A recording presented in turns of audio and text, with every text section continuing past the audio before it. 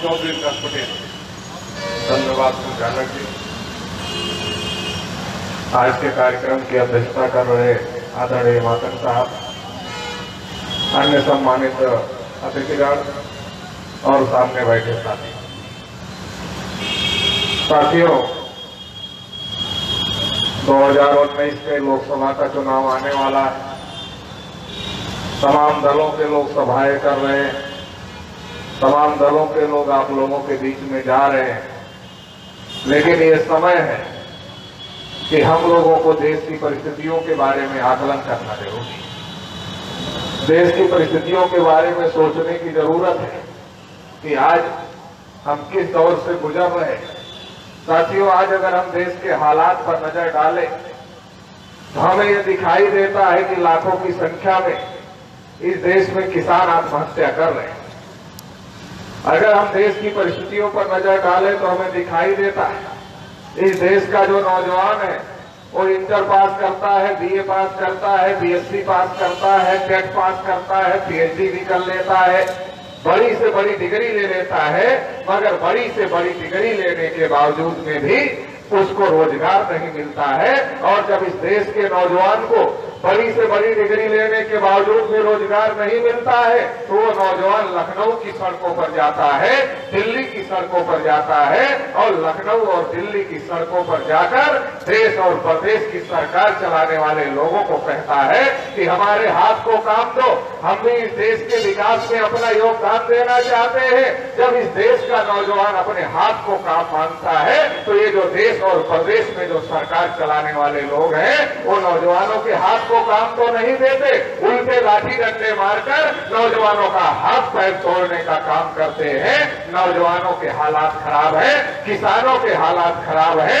इस देश में हमारी आबादी की 50% महिलाएं रहती हैं और जो महिलाएं हैं, महिलाओं के हालात कितने खराब हैं तो 80 से 90% महिलाओं के अंदर खून की कमी पाई जाती है और खून की कमी पाए जाने की वजह से वो जिन बच्चों को जन्म देती है वो कुपोषित बच्चे होते हैं। इसकी वजह से हर साल लगभग 10 लाख बच्चे 5 साल की उम्र तक मर जाते हैं। महिलाओं के हालात खराब है, नौजवानों के हालात खराब है, किसानों के हालात खराब है। अगर आप अनुसूचित जाति की बात करो तो अनुसूचित जाति के हालात कितने खराब है इसका अंदाजा एक ही बात से लगाया जा सकता है कि अनुसूचित जाति का राष्ट्रपति तो बना दिया जाता है मगर इस देश में राष्ट्रपति को मंदिर में घुसने नहीं दिया जाता है, उसे मंदिर की सीढ़ियों पर बैठकर पूजा करना पड़ता है। इतने ज्यादा हालात खराब है। गुजरात में एक अनुसूचित जाति के आदमी ने मूछ रख लिया तो मूछ रखने की वजह से उसे पीट कर मार डाला, कहीं घोड़ी पर चढ़कर बारात निकालने से रोका जाता है। अनुसूचित जातियों के हालत खराब है। अनुसूचित जनजातियों को नक्सलाइट के नाम पर मारा जा रहा है। अनुसूचित जनजाति के हालात खराब है और इस देश में जो मुसलमान लोग रहते हैं, माइनॉरिटीज के लोग रहते हैं, मुसलमानों के हालात कितने खराब है तो एक ही बात से अंदाजा लगाया जा सकता है आज की तारीख में मुसलमान के घर में क्या पक रहा है ये तय करने का काम मुसलमान नहीं करता, बल्कि मुसलमान के घर में क्या पक रहा है ये तय करने का काम आज की तारीख में आरएसएस, बजरंग दल और विश्व हिंदू परिषद के गुंडे करते हैं। इतने ज्यादा मुसलमानों के हालात खराब। और साथियों, जो इस देश की सबसे बड़ी आबादी है जिसे 52% ओबीसी कहा जाता है, इस देश में जानवरों की गिनती होती है, कुत्तों की गिनती होती है, हिजड़ों की गिनती होती है, मगर इस देश में पिछड़ों की गिनती नहीं होती। पिछड़ों के हालात इस देश में सबसे ज्यादा खराब है।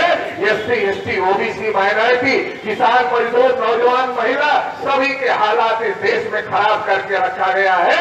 इसकी वजह से जो सरकार में बैठे हुए लोग हैं उन्हें मातंग साहब की सभा से डर लगता है, उन्हें शिवपाल यादव की सभा से डर लगता है, क्योंकि उन्हें लगता है हमने कोई काम नहीं किया है, सबके हालात खराब करके रखे हैं। अगर इनकी सभाएं होगी, इनकी बात को लोग सुनेंगे तो परिवर्तन होगा, परिवर्तन नहीं होना चाहिए। इसके लिए हमारी सभाओं को रोकने का काम किया जा रहा है, लेकिन साथियों हम इससे रोकने वाले नहीं है, बल्कि उनके रोकने से हमारे हौसले और बुलंद होते हैं और बुलंद हौसले के साथ ये लड़ाई लड़ने का काम हम लोग करेंगे। साथियों, जो उत्तर प्रदेश में और केंद्र में जो लोग सरकार में बैठे हुए हैं वो कौन लोग हैं उनके बारे में जानना होगा।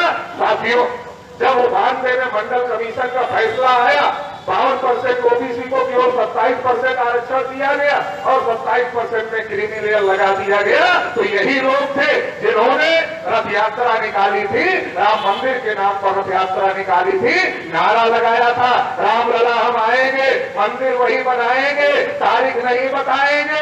हमारे पिछड़े वर्ग के लोगों को जिनको मंडल की लड़ाई लड़नी चाहिए थी, उन्हें कमंडल की लड़ाई में फंसाने का काम किया था।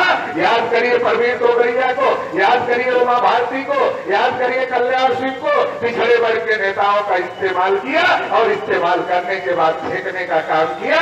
ये वही लोग हैं। 2011 का समय आया, जाति आधारित गिनती का मुद्दा माननीय अमर मेश्राम साहब ने पूरे देश भर में खड़ा किया। पिछड़े वर्ग के नेताओं ने देश की पार्लियामेंट को बंद कर दिया, कहा जानवरों की गिनती करते हो, हमारी नहीं करते। जब देश की पार्लियामेंट बंद हो गई, इन्हीं आरएसएस के लोगों ने अन्ना हजारे नाम की एक आदमी को महाराष्ट्र से उठाया और दिल्ली के रामलीला मैदान में बिठा दिया और प्रचार किया कि राजा हरिश्चंद्र के बाद धरती को पहला ईमानदार आदमी मिला है, वो अन्ना हजारे है। अन्ना हजारे ने कहा भ्रष्टाचार बढ़ गया है और जब लोकपाल आना चाहिए। उस समय जाति आधारित गिनती की लड़ाई चल रही थी। हम पिछड़े वर्ग के लोगों को समझा रहे थे तुम्हारी गिनती का मुद्दा दबाने के लिए अन्ना हजारे को दिखाया गया है। तो पिछड़े वर्ग के लोग कहते थे विकास जी, राजा हरिश्चंद्र के बाद पहला ईमानदार आदमी अन्ना हजारे मिला है, उसकी जान बचाना जरूरी है, जब लोकपाल लाना जरूरी है। मैंने उस समय पिछड़े वर्ग के लोगों को कहा था जिस दिन तुम्हारी गिनती का मुद्दा दब जाएगा, उस दिन ये जो अन्ना हजारे है ये अखबार के पन्ने से गायब हो जाएगा। जब लोकपाल नहीं आया, भ्रष्टाचार खत्म नहीं हुआ, अन्ना हजारे गायब है, अन्ना हजारे अखबार के पन्ने में नहीं है। पिछड़े वर्ग की गिनती का मुद्दा इन्हीं लोगों ने दबाने का काम किया। और जब 2014 का चुनाव आया, आरएसएस के लोगों ने सोचा हो सकता कोई पिछड़े वर्ग का आदमी खड़ा हो जाए और पिछड़े वर्ग के नेतृत्व में पिछड़े वर्ग के लोग इकट्ठा हो जाए। ऐसा नहीं होना चाहिए। इसलिए क्या किया आरएसएस के लोगों ने, नरेंद्र मोदी को सामने किया और कहा ये पिछड़े वर्ग का आदमी है, कहा ये चाय बेचने वाला आदमी है, पिछड़े वर्ग का भी है, चाय बेचने वाला है, नीची जाति का भी है और इतना ही नहीं अवतार पुरुष भी है, ये तुम्हारी समस्याओं का समाधान करेगा। 2014 में हमारे लोगों ने नरेंद्र मोदी को वोट दिया और जो हमारे घरों की महिलाएं थी उन्होंने टीवी देख देख कर इतनी प्रभावित हो गई, अगर पुरुष मना भी कर रहे थे तो भी महिलाओं ने चुपके से नरेंद्र मोदी को वोट दिया और नरेंद्र मोदी की सरकार आ गई। जब सरकार आ गई, नरेंद्र मोदी रात को 8 बजे टीवी पर आए और नोटबंदी कर दिया। और जब नोटबंदी कर दिया, हमारे लोग बहुत खुश हुए। हमारे लोगों ने सोचा अब टाटा आत्महत्या करेंगे, बिरला आत्महत्या करेंगे, अंबानी आत्महत्या करेंगे। लेकिन साथियों, किसी भी पूंजीपति ने आत्महत्या नहीं किया, बल्कि गरीब लोगों को हार्ट अटैक आए, गरीब लोग लाइनों में लगकर मर गए। और हमारी घरों की महिलाओं ने जो आटे के बक्से, आटे के कनस्टर में, चावल के कनस्टर में, पुराने बक्से में जो बचत करके पैसा रखा था कि परिवार पर कभी संकट का समय आएगा तो ये पैसा काम आएगा, वो पैसा भी उनके हाथ से निकल गया, वो पैसा भी चला गया। महिलाओं के साथ धोखेबाजी करने का काम किया। बहुत हुआ किसानों पर वार। अब की बार मोदी सरकार ये नारा लगा था, मगर जब किसान दिल्ली में गए अपनी मांगों को लेकर, नरेंद्र मोदी ने उनके ऊपर लाठीचार्ज करवाने का काम किया, किसानों के साथ धोखेबाजी करने का काम किया। 2 करोड़ रोजगार देने का वादा था। 2 करोड़ रोजगार की बात जब नरेंद्र मोदी से पूछी गई तो नरेंद्र मोदी ने कहा पकौड़े बेचना रोजगार है। नौजवानों के साथ धोखेबाजी करने का काम किया। और इस देश में जो पिछड़े वर्ग के लोग हैं, पिछड़े के नाम पर वोट लिया और पिछड़ों के विरोध में 4 बड़े फैसले किए। पहला बड़ा फैसला किया, जानवरों की गिनती का तो आदेश नरेंद्र मोदी ने दिया, मगर पिछड़ों की गिनती का आदेश नरेंद्र मोदी ने नहीं दिया। दूसरा बड़ा फैसला किया, जो 314 बच्चे पिछड़े वर्ग के आईएएस बन गए थे, उन 314 बच्चों को क्रीमी लेयर के नाम पर रोकने का काम किया। तीसरा बड़ा फैसला किया, पिछड़े वर्ग की स्कॉलरशिप को बंद करने का काम किया। और चौथा बड़ा फैसला किया, पिछड़े वर्ग को बजट में हिस्सा नहीं दिया। ये नरेंद्र मोदी पिछड़े वर्ग का है, मगर पिछड़े वर्ग के विरोध में फैसले ले रहा है। इसका कारण क्या है?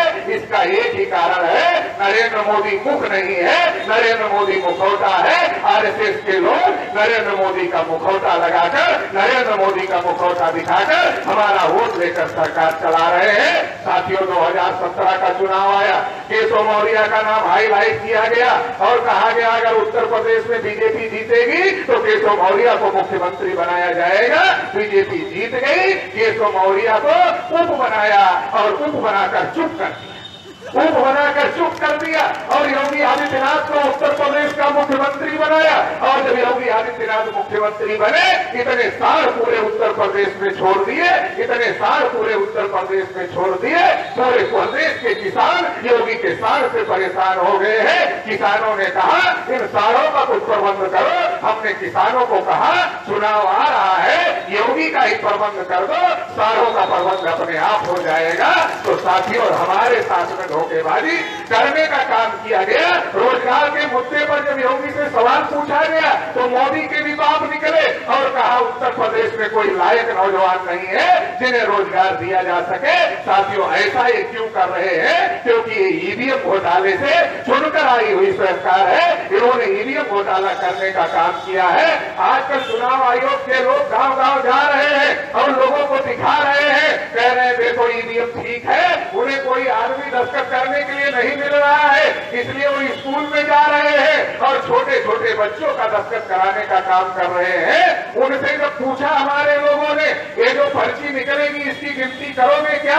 उन्होंने कहा पर्ची की गिनती नहीं करेंगे, ये तो केवल देखने के लिए है। कहने का मतलब ये है जब आप अपने लड़के की शादी के लिए जाते हो, लड़की पक्ष वाले लड़की दिखाते हैं, दिखाते समय दूसरी लड़की दिखाते हैं, लेकिन जब शादी के समय मंडप में बिठाना होता है तो लड़की बदल कर दूसरी लड़की बिठा देते हैं, धोखेबाजी करने का काम करते हैं। चुनाव आयोग भी वही कर रहा है। दिखाने के समय आपको वीवीपैट की पर्ची दिखाता है, मगर काउंटिंग के समय पर्ची की काउंटिंग नहीं करेगा, काउंटिंग के समय मशीन की काउंटिंग करेगा। साथियों, ये झूठों की सरकार है, ये धोखेबाजों की सरकार है। इस सरकार को उखाड़ कर फेंकने का काम करना होगा। इस सरकार को उखाड़ कर फेंकने के लिए ये लड़ाई लड़ी जा रही है। इस लड़ाई में आप लोग साथ सहयोग करेंगे, ऐसी आशा उम्मीद के साथ आपने मुझे सुना, इसके लिए आभार, धन्यवाद। जय बोले।